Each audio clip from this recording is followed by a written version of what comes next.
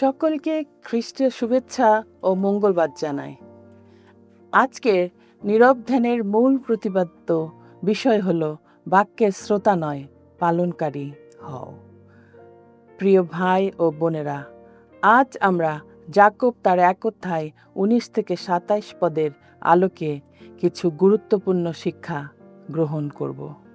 এই অংশে যাকোব আমাদের দেখিয়েছেন একজন সত্যিকারী বিশ্বাসীর জীবন কেবল কেমন হওয়া উচিত।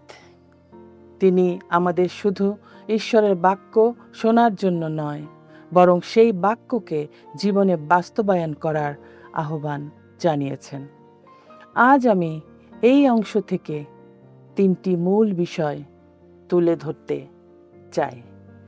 প্রথমত, আমাদের শুনতে দ্রুত, বলতে ও ক্রোধে ধীর হতে হবে, যা যাকোব 1 অধ্যায় 19 থেকে 20 পদে আমরা দেখতে পাই। আমরা অনেক সময় শোনার চেয়ে বেশি কথা বলি, কিন্তু বাইবেল আমাদের শিক্ষা দেয় কথা বলার আগে আমাদের মনোযোগ দিয়ে শুনতে হবে। তাড়াহুড়ো করে সম্ভব নয়, বা রাগের মাথায় করা কথা কখনোই একজন বিশ্বাসীর পরিচয় হতে পারে না। যে পরিস্থিতিতেই হোক আসুক না কেন আমাদের জীবনে, আমাদের রাগকে নিয়ন্ত্রণ করতে হবে।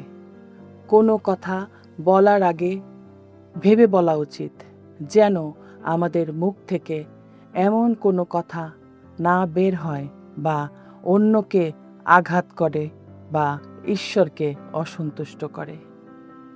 কারণ মানুষের ক্রোধ ঈশ্বরের ধার্মিকতা সাধন করতে পারে না।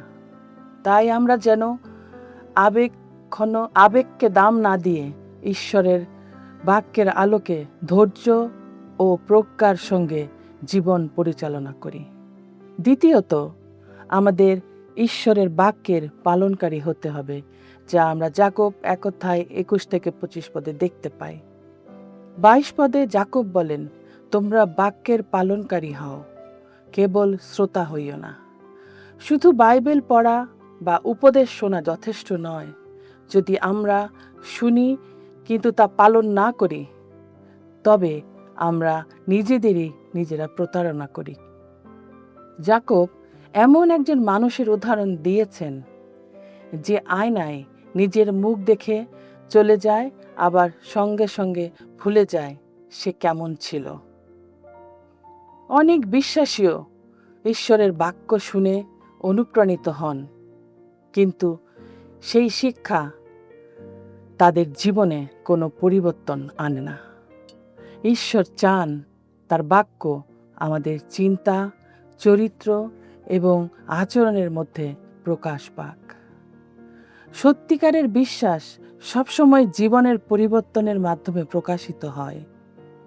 তৃতীয়ত, ভালোবাসা ও পবিত্রতায় জীবনযাপন করতে হবে। যাকোব তার 1 অধ্যায় 26 থেকে 27 পদে আমরা দেখতে পাই। 27 পদে বাক্যের খাঁটি ও নিখুঁত ধর্মের পরিচয় দিয়েছেন। তিনি বলেন, পিতৃহীন ও বিধবাদের ক্লেশে দেখাশোনা করা এবং নিজেকে জগতের কলঙ্ক থেকে অকলুষিত রাখা। অর্থাৎ সত্যিকারের ধার্মিকতা শুধু ধর্মীয় আচরণের মধ্যে সীমাবদ্ধ নয়। এটি প্রকাশ পায় মানুষের প্রতি ভালোবাসা, সেবামূলক জীবন এবং ব্যক্তিগত পবিত্রতার মাধ্যমে। যখন আমরা অসহায় মানুষের পাশে দাঁড়াই এবং একই সঙ্গে পাপ থেকে দূর থেকে পবিত্র জীবনযাপন করি, তখনই আমাদের বিশ্বাস জীবন্ত হয়ে ওঠে। প্রিয়জনেরা, আসুন আমরা নিজেদেরকে কয়েকটি প্রশ্ন করি আজ। আমি কি আমাদের কথা এবং ঈশ্বরের বাক্য মনোযোগ দিয়ে শুনি? আমি কি সত্যিই ঈশ্বরের বাক্যের পালনকারী? আমার জীবনে কি ভালোবাসা, করুণা, সেবা এবং পবিত্রতার পরিচয় প্রকাশ পাচ্ছে?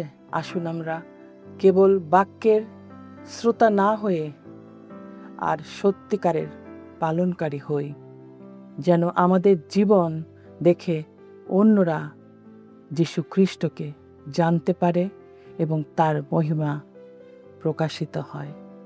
আসুন আমরা প্রার্থনা করি। হে স্বর্গীয় পিতা, আমাদের তোমার বাক্য মনোযোগ দিয়ে শুনতে, সত্যিকারভাবে বুঝতে এবং প্রতিদিনের জীবনে পালন করার সাহায্য করো। আমাদেরকে ক্রোধ থেকে দূরে রাখো, অন্যদের প্রতি ভালোবাসা ও করুণায় পূর্ণ করো এবং পবিত্র জীবনযাপন করতে শেখাও, যেন আমাদের জীবন তোমার জীবনের মধ্য দিয়ে তোমার মহিমা প্রকাশিত হয়। যীশু খ্রিস্টের নামে এই প্রার্থনা করি। আমেন। ইম্মানুয়েল।